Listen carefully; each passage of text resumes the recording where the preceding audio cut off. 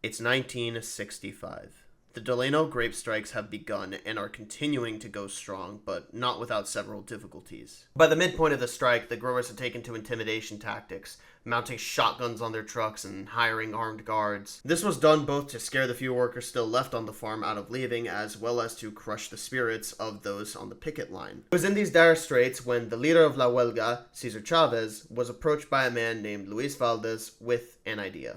Valdez was the son of migrant farm workers, and though he moved from location to location due to his parents' job, he was able to receive a proper education as well as a college degree. Given that he was both properly educated and had experience from actually living with them, Valdez understood a great deal about the amount of oppression that the farm workers faced and wanted to help in a way that nobody else could. That time I pretty much decided I wanted to be a playwright, that I wanted to be a writer, that I wanted to help my people. And so I went to Cesar Chavez and I pitched him an idea for a theater of, by, and for farm workers.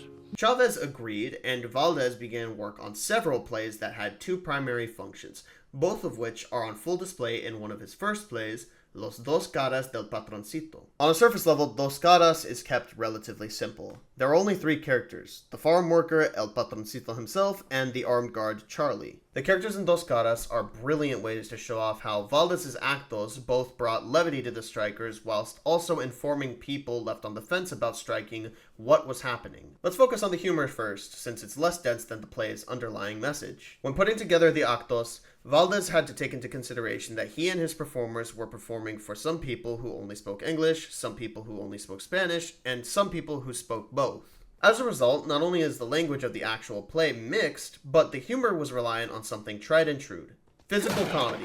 The movements within the play are described as very animalistic. Charlie's introduction is him barging into the scene like an ape and lunging at the farm worker. The farm worker starts panting like a dog when the patroncito starts barking orders at him. The abuse endured by the farm worker as well as the patroncito when the farm worker and him switch places is described in a very Looney Tunes-esque, hyperbolic sense. That's not to say there are no jokes within the actual writing of the acto. My favorite is when the patroncito is being dragged away by Charlie and he starts begging for Cesar Chavez and the Union to save him. But there was definitely an effort to put in humor that everyone would understand because, after all, these actos were meant to give people small jolts of joy in this incredibly strenuous strike. But although actos like Dos Caras were humorous, they weren't meant to take away from the situation at the time. As a matter of fact, they were meant to be commentaries. The main form of comedy used in Dos Caras is satire, taking something incredibly absurd from the real world and just cranking it up to 11 within the play. And this was the acto's second primary goal, the act of informing people. Valdez said so himself. And the fact is that the Teatro Campesino that I organized with the striking farm workers was born on the picket line,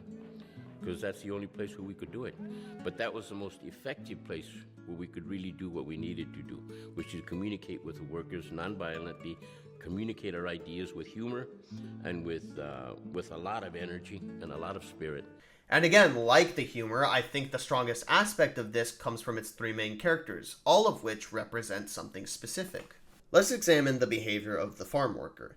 He's an absent-minded buffoon who hates Chavez and La Huelga and that's willing to do anything to make the patroncito happy. This character is meant to satire the few farm workers who were still working on the fruit farms of Delano whilst the strikes went on. But many of these strikebreakers weren't being strikebreakers out of ignorance or apathy. They simply just thought they were too poor to be on strike. But Valdez smartly calls out the issues with this argument in the play itself, with the farm worker acknowledging multiple times that his pay is insubstantial and the patroncito is living in immense wealth whilst he suffers awful conditions. Patroncito, and his hired policeman Charlie for that matter, are described to have animalistic traits. Charlie moves around like a gorilla and handles both the farm worker and the patroncito when he turns into the farm worker very roughly, possibly a commentary on how many police for hire at the time were treating the workers. The patroncito is shown wearing a yellow pig mask, yellow being the color of greed of course, as well as the pig generally being a symbol of fascistic greedy people in power. Patroncito is a very patronizing figure. He talks of his exuberant wealth as if it's a humongous burden.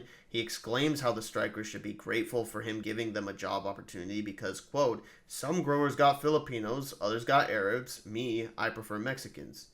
He makes it sound like him hiring Mexicans and only Mexicans is a charity. This character's whole point is to showcase the hypocrisy of real-life farm owners, looking at the strikers who demanded a 15-cent raise and claimed they were being greedy and unreasonable in spite of lavishing in their own wealth. And real-life farm owners would say things of that nature to Cesar Chavez and La Huelga. The accusations that the characters throw out of Cesar Chavez and La Huelga being communists were parroted by real-life farm owners. One of the most famous cases, Chavez had to send a letter to the presidents of the Fruit League because one of them was spreading rumors that him and La Huelga were using terror tactics to get what they wanted. I feel, however, that the most effective bit of commentary comes in at the last third, where the patroncito and the farm worker switch sides, only for the farm worker to become immediately corrupt and abuse the patroncito the second he puts on the yellow pig mask. This represents to me that, while yes, a huge factor in the Delano grape strikes was racism, there were many farm owners who were Mexican themselves. Usually the patroncito was being played by a Mexican as well. And I believe that Luis Valdez put this in his acto intentionally. Because the point of the play wasn't just to bring levity to people so that they could keep on fighting their good fight. It wasn't just a way to get people to join into the strikes that they were sitting out of.